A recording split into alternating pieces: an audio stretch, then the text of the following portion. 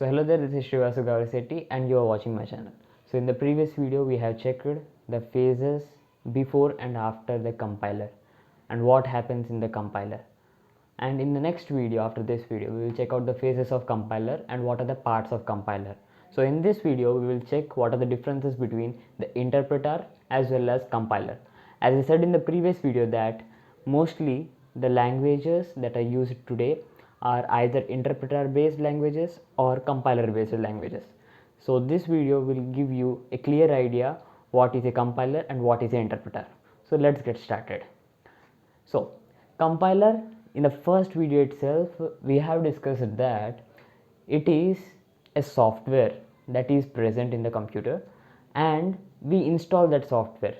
For languages like C, C++, Java, there are some particular compilers. To build the environment also we install them, and it is a software which is used to convert high level languages, the languages that we code up, to a low level language. That low level language is called as assembly language in terms of compiler. Okay, so depending upon assembler, so what is this assembler then? Assemblers are something, a hardware component attached software. Again I'm saying it is a software, assembler is also software, but it varies from different hardwares. That is, if your system is having a 32-bit operating system, the assembler would vary. 64-bit, again it would vary. And types of hardware components attached to the CPU, all these things affects on assembler, right?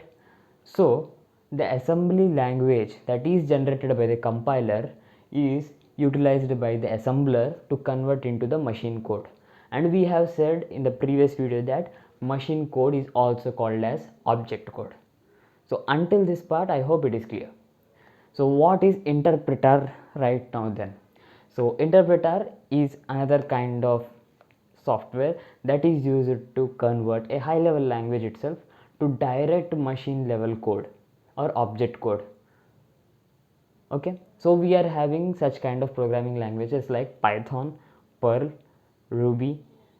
Okay, so only some examples, but many interpreter languages are there. So this is also the basic funda is converting high level language to direct machine level language. This compiler converts the high level language to the machine level language with the help of assembler.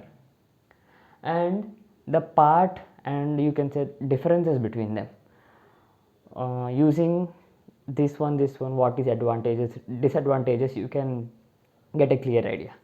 See, compiler compiles the entire code. You write some code, for suppose C language, you have written sum of two numbers program. The entire code you have written, at the time of compilation, the compiler compiles the code, right? So at the time of compilation, everything is compiled from top to bottom and all the errors are displayed at once, right? Have you observed or not? Do observe whenever you are coding. Every error, that is syntax error, is shown at the last, that is after compilation, before execution. If error is there, it obviously won't execute and errors are shown. Whereas in interpreter, after every line it is translated to machine code. I said it is directly converted into machine code without the help of any kind of assemblers, and no medium of transfer to this medium to that medium, that is to assembly language again to machine code. Directly it is converting into machine code. And the defect you can say, or else advantage you can say, it compiles line by line. Sorry, it interprets, or you can say translates is the beautiful word. It translates the code into machine code line by line.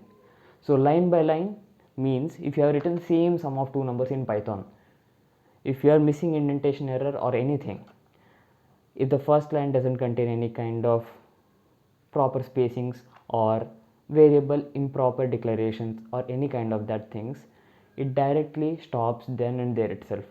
It won't go to the next line itself. So you have to rectify the error in that particular line to move on to the next line and translate that every line of code into machine code. So that is the major difference between compiler and the interpreter. So compiler, everything is first analyzed. So for every code, you can see that takes more time to analyze the code. For analyzing, see, complete code file has to be analyzed first. For that it takes so much of time, right? Whereas in interpreter, one line, everything it takes one line.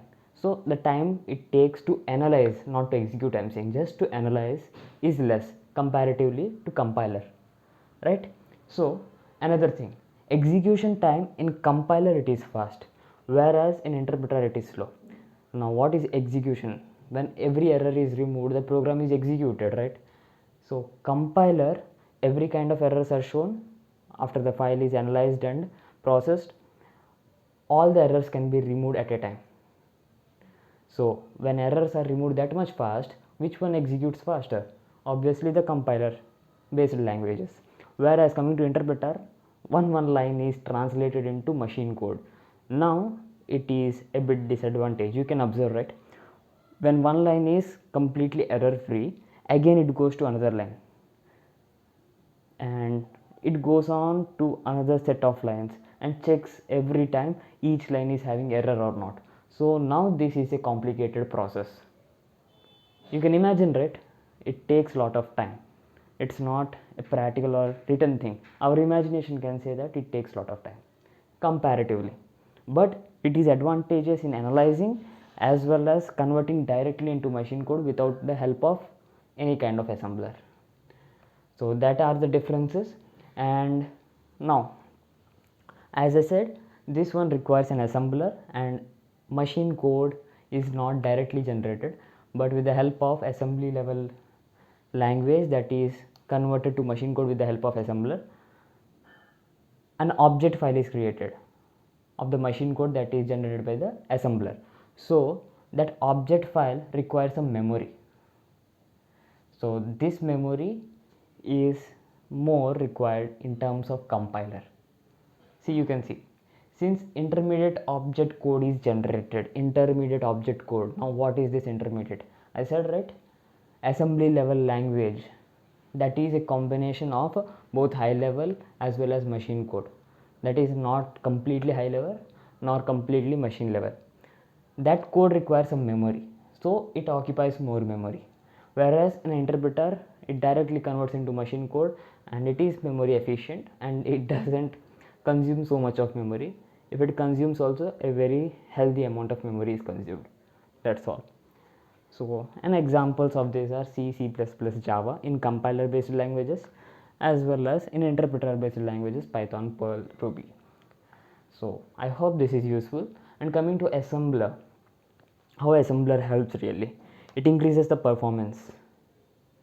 See, high level languages are okay, we are able to understand, but view in the perspective of computer, when computers can't understand our language, it is difficult for them. But assembler can increase the performance because they are very much closer to the computer. That is not physically, I mean, they are able to directly convert our language to the machine level language. So performance will obviously increase with the help of assembler, right? And accuracy also. But obviously it is very difficult to understand the assembly level language and debug it.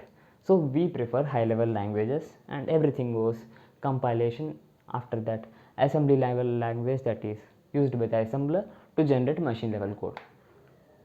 So this is all about these three things. I hope this is very useful. Thank you, and let's meet in the next phase of the compiler design. Thank you.